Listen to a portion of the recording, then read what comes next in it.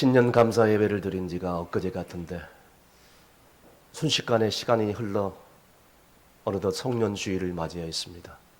다사다난했던 한 해가 이렇게 빨리 지나갈 줄 정말 꿈에도 알 수가 없었습니다. 여러분, 하나님 앞에서 유정의 미를 거두시는 여러분이 되시기를 주님으로 축원합니다. 한 여자의 남편이 어느 날 남편이 갑자기 죽어버렸어요. 그런데 이 남편이 이 죽기 전에 아내의 손에 통장 하나를 쥐어주고 세상을 떠났는데 그 통장을 열어보니까 약 10억 원의 금액이 있었던 것입니다. 뿐만 아니라 이 남편이 남겨준 집이 있었는데 시가로 그것도 10억 원이었습니다. 총 20억의 유산을 그 아내에게 남겨줬을 때 그 부인이 장례식을 잘 마치고 이렇게 외쳤다고 합니다. 멋진 놈. 그런데 은퇴를 하고 난 다음에 하루 세끼 꼬박 삼식이처럼 꼬박꼬박 세끼를 차려 먹고 입만 열면 부인에게 잔소리를 하는 이 남편을 둔 아내가 이렇게 외쳤다고 합니다. 질긴 놈. 이렇게. 우리 좌우에 있는 분들과 인사하겠습니다. 당신같이 멋진 사람 처음 봅니다. 시작. 우리가 잘 알고 있는 중세 철학자 플라톤이 행복의 조건 5가지를 제시하고 있는데요. 조금 모자란 듯한 재산, 외모, 명예, 체력, 말솜씨, 이 5가지를 제시하면서 플라톤이 제시하고 있는 행복의 조건은 조금 모자란 듯한 상태가 행복이다라고 얘기를 해주고 있습니다. 그런데 현대인들은 어떻습니까? 도에 넘치는 부, 분수에 넘치는 소유욕에 가지고 있음에도 불구하고 감사하지 못하고 정말 만족을 모르고 있는 그런 삶을 살아가는 사람들을 주변에 보게 됩니다. 스스로 불행하다고 느끼는 것이죠. 오늘 저는 이 아굴이라는 사람의 기도를 한번 여러분에게 소개하고자 하는데요. 이 아굴의 기도는 본문밖에 나오지 않습니다. 아굴의 신분을 연구를 해봤더니 솔로몬의 신하일 가능성이 많다는 신학자 얘기가 있습니다. 여러분이 잘 알다시피 솔로몬은 어떤 왕이었습니까? 솔로몬은 정말로 당대의 신앙도 좋았고 그리고 최고의 부귀영화를 누렸던 왕이지 않았습니까? 그가 가지고 있는 것이 너무나 많았던 것입니다. 그런데 그렇게 많은 부귀영화를 누리면서도 정말 일생을 살아보면서 너무나 많은 돈과 권세를 갖다 보니까 시간의 흐름에 따라 하나님과 멀어지고 우상을 섬기게 되고 주색잡기에 빠져버렸던 것입니다. 그 솔로몬의 왕을 옆에서 지켜본 아굴이라는 신하가 옆에서 지켜보면서 결론을 내리기를 아하, 많은 것을 가졌지만 저 솔로몬의 왕의 말년을 보니 믿음을 잃어버린다면 아무리 많은 부귀영화를 가졌다 할지라도 아무 쓸데가 없구나, 의미 없구나 라는 것을 깨닫게 된 것입니다. 영국에서 목회하고 있던 제가 잘 알고 있는 지인 목사님이 이런 얘기를 저한테 해주셨어요. 영국의 성도들이 얘기하기를 살기 좋은 지금보다 과거에 하나님을 섬겼고 예배했던 그리고 교회를 다니고 정말 하나님을 사랑했던 과거를 그리워하고 있는 추세라고 합니다. GNP가 올라가고 살기 좋아졌지만 아무리 잘 살아도 교회를 떠나버리고 하나님을 예배하지 못하면 그의 인생이 허무할 수밖에 없다라고 얘기를 하는 것이죠. 우리는 어떻습니까? 오늘 본문의 2절에 보니까 아굴을 자기 자신을 소개를 하고 있습니다. 2절 다 함께 있습니다. 나는 다른 사람에게 비하면 짐승이라 내게는 사람의 총명이 있지 아니하니라. 아멘. 무슨 말씀입니까? 아굴은 지금 다른 사람들이 정말 내버리고 거들떠 보지도 않는 비천한 짐승이라고 부르고 할지라도, 그리고 지혜도 없고 총명도 없고 하나님을 아는 지식이 약간 모자란다 할지라도, 나는 다른 사람에 비해서 하나님을 사랑하는 것만큼은, 하나님에 대한 신앙만큼은 뒤지지 못한다, 누구 못지않다라고 분명히 자기 자신에 대해서 어필하고 있는 것을 보게 됩니다. 계속해서 4절에서 6절까지 아굴은 이렇게 고백합니다. 다 함께 읽습니다. 하늘에 올라갔다가 내려온 자가 누구인지, 바람을 그 장중에 모은 자가 누구인지, 물을 옷에 싼 자가 누구인지, 땅의 모든 끝을 정한 자가 누구인지, 그의 이름이 무엇인지, 그의 아들의 이름이 무엇인지 너는 아느냐? 하나님의 말씀은 다 순전하며 하나님은 그를 의지하는 자의 방패시니라. 너는 그의 말씀을 더하지 말라. 그가 너를 책망하시겠고 너는 거짓말하는 자가 될까 두려우니라. 아멘. 여러분, 신앙이 무엇입니까? 이론입니까? 학문입니까? 아닌 것이죠. 신앙은 오늘 믿음에서 시작됩니다. 그래서 로마서 10장 17절의 말씀에 나와 있는 것처럼, 이러므로 믿음은 들음에서 나고 들으면 하나님의 말씀으로 말미암았느냐. 할렐루야. 여러분, 믿음을 갖길 원하십니까? 자꾸 나와서 하나님 말씀을 들어야 되는 것입니다. 왜냐하면 하나님 말씀에는 능력이 나타나서 믿음에서 믿음으로 이르기 때문입니다. 내가 믿음이 적어요? 내 신앙이 약합니까? 믿음을 가지려면 여러분 어떻게 해야 되겠습니까? 스스로 한번 질문해 보시길 바랍니다. 그러니까 내가 신앙생활하면서 돈도 필요하고 의식도 필요합니다. 먹고 사는 것도 중요합니다. 중요한데, 지식도 중요한데, 그렇다고 해서 돈이 있다고 해서 똑똑하다고 지식이 많다고 예수 잘 믿는 것이 아니라는 것이죠. 신앙에서 필요한 것은 오직 하나, 다른 것도 필요한데 하나님을 믿는 굳센 믿음인 줄로 믿으시길 바랍니다. 사랑하는 성도 여러분, 여러분 믿음의 부유한 자가 되시길 간절히 바랍니다. 다가오는 새해에도 다른 사람들이 바라볼 때 나는 조금 모자라고, 나는 조금 가진 것이 없다 할지라도, 그래도 오직 예수, 오직 교회, 오직 믿음, 이 신앙을 소유해서 신앙의 부요한 자가 되시기를 간절히 바랍니다. 계속해서 8절 상반절에 아굴이 죽기 전에 두 가지 간절한 소원이 있었고 이 두 가지의 간절한 기도를 했습니다. 다 함께 읽습니다. 곧 헛된 것과 거짓말을 내게서 멀리 하옵시며. 아멘. 여러분, 인간이 임종을 앞두고 다 똑같은 얘기를 한다고 얘기를 합니다. 내가 지금까지 헛살았어. 그렇게 살면 안 되었는데 왜 내가 그렇게 살았을까? 외형적인 부귀영화 같은 것들이 그 자존심, 그 알량한 그 체면, 다 헛되고 헛된 것이었구나. 죽기 전에 깨닫게 된다고 합니다. 여러분, 솔직히 말씀드려서 그거 얻어보려고, 그거 지키려고 바둥바둥 거리면서 지금까지 살아오지 않았습니까? 그거 지키려고요.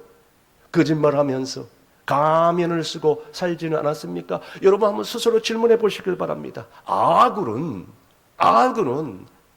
이제라도 남은 생에 그런 가면에 그런 외식적인 것들, 그런 자존심, 체면의 그런 가면, 외형적인 것들 다 벗어버리고 이제는 마음 편히 주님만을 사랑하며 살고 싶다라고 얘기하고 있습니다.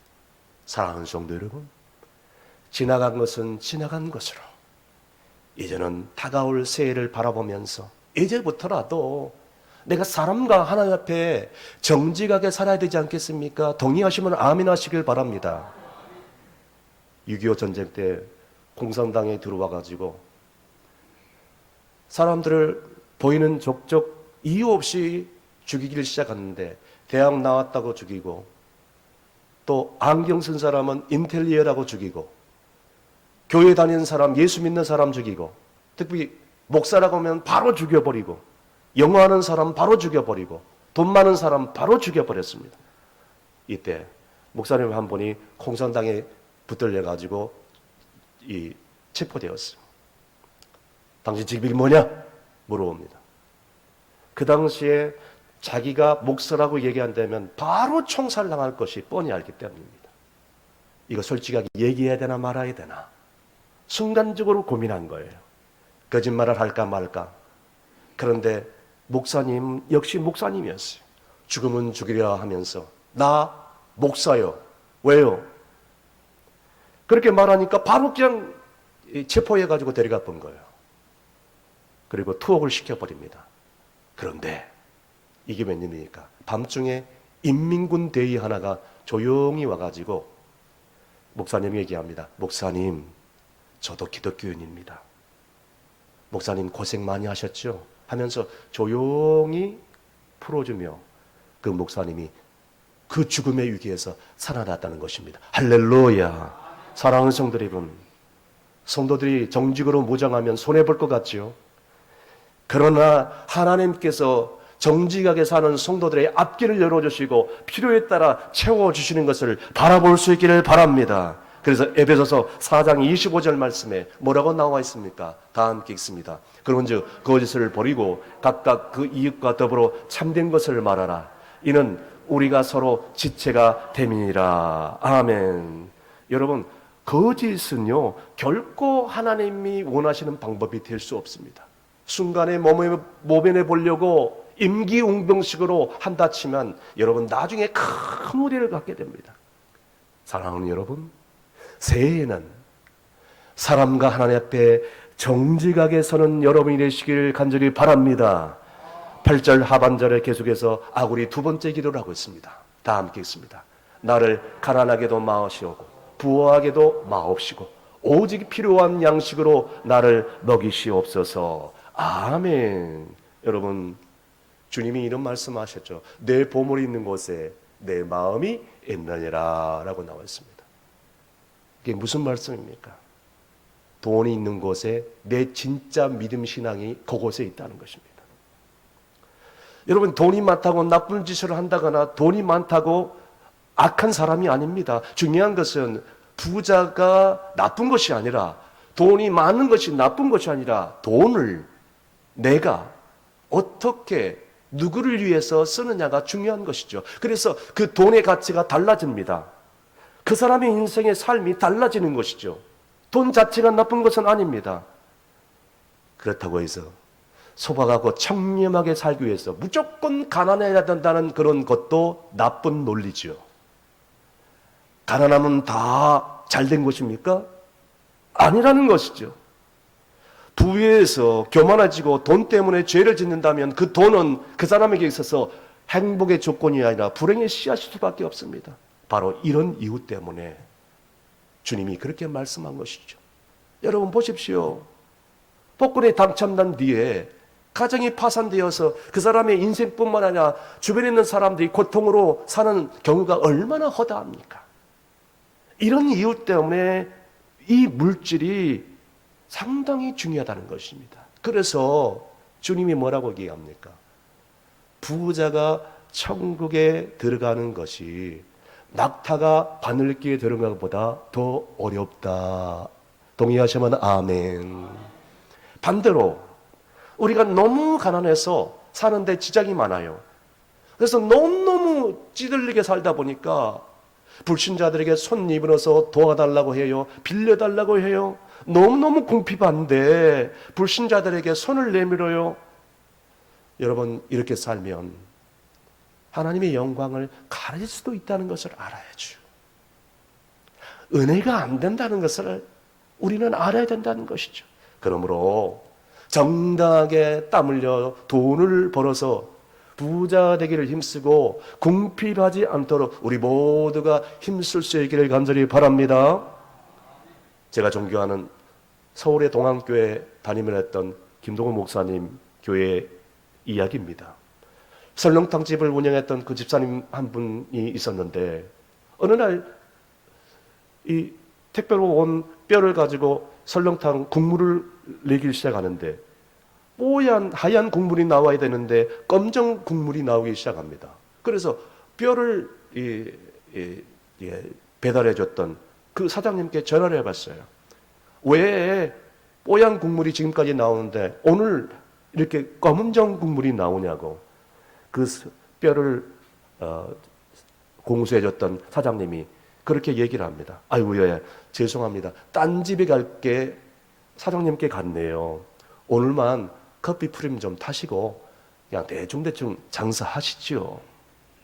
그 얘기를 듣자마자 그렇게 할 수 없습니다. 그리고 난 뒤에 문을 닫아버리고 그 문을 닫은 그 사업장에 이렇게 써놨습니다. 오늘 재료가 나빠서 저는 장사를 하지 않겠습니다. 죄송하지만 오늘 돌아가시길 바랍니다. 손님들에게 그렇게 정중하게 써놨던 것입니다. 그런데 희한한 일이 벌어졌습니다. 그렇게 장사를 하지 않았는데 그 이후에 수많은 손님들이 구름대까지 몰려들기 시작했습니다. 수익이 더 늘어난 것입니다. 이것은 여러분 정직한 자의 삶에 하나님의 복인 줄로 믿으시길 바랍니다. 이 욕심을 이겨내야, 이 시험을 이겨내야 우리는 행복한 삶을 살 수 있고 하나님의 그 은혜의 삶을 살 수 있고 더 축복의 삶을 살 수 있다는 것입니다. 그래서 시편 11편 7절 말씀에 이렇게 기록되고 있습니다. 다 함께 있습니다. 여호와는 의로우사 의로운 일을 좋아하시나니 정직한 자는 그의 얼굴을 배우리다. 아멘. 따라하겠습니다. 정직한 자는 그의 얼굴을 배우리다. 아멘. 여러분, 돈의 시험대에 딱 걸리면 자신이 고통받을 뿐만 아니라 주변 사람들이 너무너무 시험 들고 마침내 그 사람은 신앙생활을 할 수 없을 정도로 그 자리에 이르게 됩니다. 여러분, 우리 모두 다 물질 때문에 시험 들지 말고 물질을 잘 다스려 하나님을 잘 섬기고 물질의 부족함이 없을 뿐만 아니라 이제는 하나님의 선한 청지기의 삶을 살아갈 수 있는 저와 여러분이 되시기를 간절히 바랍니다. 마지막으로 오늘 본문 9절 말씀 다 함께 읽습니다. 혹 내가 배불러서 하나님을 모른다 여호와가 누구냐 할까 하오며 혹 내가 가난하여 도적질을 하고 내 하나님의 이름을 욕되게 할까 두려워함이니라. 아멘.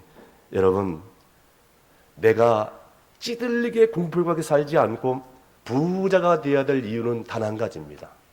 오직 하나님의 영광을 위해서, 하나님 나라 확장을 위해서 하나님 내가 부자가 되어야 되겠습니다. 하나님 아버지 내게 물질의 복을 더하여 주옵소서. 여러분, 이 기도는 옳은 기도입니다. 왜요?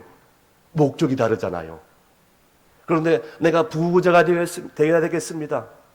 그래서 정말 내 노후에 편안히 먹고 사는데 지장이 없도록 해야 되겠습니다. 여러분, 앞전 기도와 뒷기도가 얼마나 차원이 다른 기도입니까? 수준 차이입니다. 수준 차이. 부자가 되어서 그 물질을 주의를 위하여 쓰거나 선한 사업을 위해 쓰거나 몸된 교회를 위해서 쓰겠다고 하면 그것은 하나님이 기뻐하시는 그런 소원 아니고 뭐겠습니까? 동의하시면 아멘 하시길 바랍니다. 그런데 인간은 물질이 많다 보면 시험이 들기 마련입니다. 왜요? 물질이 많다 보면 하나님이 안 보입니다. 반대로 너무 물질이 없다. 하나님이 안 보입니다. 뭐가 보입니까? 빵만 보입니다. 먹고 사는 것에만 집중합니다. 그러니 하나님이 보일 이유가 없어요. 교회를 섬겨야 되고 교회를 위해서 헌신할 이유가 없는 것입니다. 사랑하는 성도 여러분, 아굴은 가난하기도 말고 부하기도 말고 적절한 물질을 태워 주옵소서. 하나님 아버지, 내가 너무 가난해서 도둑질하여 하나님의 영광을 가릴까 두렵습니다. 그러니 내게 적절한 물질의 복을 더해 주옵소서. 여러분, 가난하다고 다 도둑질 합니까? 궁핍하다고 다 욕심냅니까? 아닙니다. 그런데 인간의 연약함 때문에 가난이 상처가 되어버려요. 가난이 한이 되고 가난이 트라우마가 되었어. 나는 어머니 아버지처럼 살고 싶지 않다. 나는 누구처럼 찌들리게 살고 싶지 않아. 그러니까 나는 수단과 방법을 가리지 않고 물질을 거둬야 돼. 영적인 은혜가 사라져요. 그것이 영적인 은혜를 가로막아요. 그러니까 그 물질이 영적인 나의 걸림돌이 되고 만 것입니다. 그러기에 아굴은 뭐라고 기도합니까? 오 하나님 아버지, 가난하게도 마옵시고 부하게도 마옵시옵소서라고 기도를 했던 겁니다. 제가 서울에서 부목사로 사역했던 교회에 있었던 일입니다. 어떤 분이 11조 헌금을 하는데 11조 명단에서 빠져 있었어요. 그래서 그럴 수도 있겠지. 개수위원들이 혹시라도 누락시키거나 또 주보를 만드는 부목사님이 명단에서 혹시 오타를 하거나 누락시킬 수도 있겠지 하고서 대충 넘어갔어요. 그런데 그것도 한두 번이죠. 계속 11조를 내는데 그게 빠지는 거예요. 나중에 그의 원인을 드러났습니다. 나중에 확인해 보니까 개수위원 가운데 한 집사님이 범인이었습니다. 그 11조를 다른 개수위원이 보지 않을 때 계속 자기가 착취했던 것입니다. 한마디로 공금횡령이었죠. 경찰에 넘기지 않았지만 결국 이 일로 인해서 그 집사님은 교회를 떠날 수밖에 없었습니다. 욕심으로 한순간의 실수가 본인도 복을 받지 못하고 교회도 시험 들고 불명예스럽고 하나님의 영광을 다 가릴 수밖에 없었던 것입니다. 사랑하는 성도 여러분, 적어도 우리 충성교회 성도들만큼은 지극히 가난한 가운데서 전 재산을 드렸던 두렵돈을 드렸던 이 가부의 신앙과 헌신을 본받아서 설령 가난할지라도 궁핍할지라도 하나님을 목숨처럼 사랑할 수 있는 신앙이 되시길 간절히 바랍니다. 또한 부자였습니다. 그 당대에 이 사람 하면 다 모르지 않을 정도로, 그런데 평생 천막생활을 하고 고수하면서 나그네처럼 살아왔던 아브라함처럼 뿐만 아니라 만왕의 왕 되신 그분께서 인간의 몸으로 와셔가지고 방 한 칸 없이 막간 정신으로 살아왔던 이 예수님의 정신을 본받아서 우리도 그러할 때 어떤 형편에 처하든지 이 물질 문제 때문에 시험 들지 않고 영적인 손해가 발생하지 않고 더 깊은 하나님의 영적인 축복의 세계로 다 들어갈 수 있는 저와 여러분이 되시길 간절히 바랍니다. 말씀의 결론을 내립니다. 만약에 여러분 가운데 죽기 전에 두 가지 소원을 얘기하라면 어떻게 얘기하겠습니까? 오늘 아굴은 이렇게 얘기합니다. 죽기 전에 이 기도를 드립니다. 여러분 죽기 전에 소위 젊은이는 말하는 버킷리스트를 얘기할 겁니다. 당신 죽기 전에 뭐 하고 싶소? 버킷리스트. 오늘 아굴은 단 두 가지를 구합니다. 왜요? 하나님을 향한 사랑이 있기 때문에 아주 소박한 기도를 드린 것이죠. 주여, 헛된 것과 거짓말을 멀리하게 없었어. 주 하나님이여, 나를 너무 부하게도 마옵시고 가난하게도 마옵시고 적절한 양식으로 하루하루 먹여 주시옵소서. 그 이유는 단 한 가지. 하나님을 너무너무 사랑했고 내가 법을 배불러서 하나님을 모른다 할까 봐서, 내가 너무 찌들러 가난해서 다른 사람에게 손 내밀고 하나님의 영광 다 가릴 것 같았어. 가난하여서 도둑질하고 하나님의 이름을 욕되게 할까 두려웠어. 아굴이 구한 것은 오직 그것밖에 없었어요. 주님을 모르는 거 너무나도 고통스럽습니다. 그리고 주님의 이름에 욕되게 하는 거, 저는 그것보다 더 힘든 것이 없습니다. 이것이 평생에 이루고 싶은 소원이었던 것입니다. 여러분들은 올 한 해를 마무리하면서 어떤 기도를 하기를 원하십니까? 누구처럼 무조건 달라고 내게 복만 달라고, 내 가정만 복만 달라고, 내 자식만 복만 달라고, 오늘 그런 육적인 기도만 들고 있지 않습니까? 아굴의 기도는 달랐어요. 여러분, 우리의 기도가 십자가 앞에 드려지는 기도가 되기를 바랍니다. 십자가 앞에서 뭘 달라고 기도합니까? 나의 죄를 위해서 십자가에 달리신 그분을 생각할 때 뭘 요청을 합니까? 그저 나 같은 죄인 살리신 주님의 은혜만 구할 뿐이에요.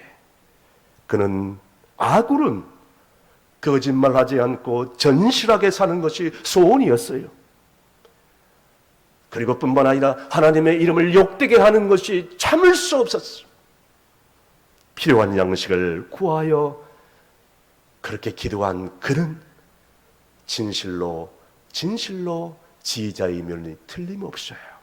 다가오는 새해에는 오늘 저와 여러분이 이 아굴의 기도를 본받아서 오직 하나님의 이름만 높이는 저와 여러분이 되시기를 주의 이름으로 축원합니다.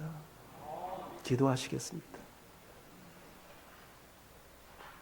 은혜로우신 하나님 아버지, 오늘 잠언의 말씀을 통하여 우리의 연약함을 깨닫게 해주시니 감사를 드립니다. 아굴의 고백처럼 우리가 지혜롭다 하지만 아버지 너무나도 연약합니다. 사실은 우리가 하나님 앞에 얼마나 부족한 존재인지 겸손히 깨닫기를 원합니다. 주님, 헛된 것과 거짓을 우리에게 멀리하옵시고 입술의 마음의 진실함을 주시옵소서.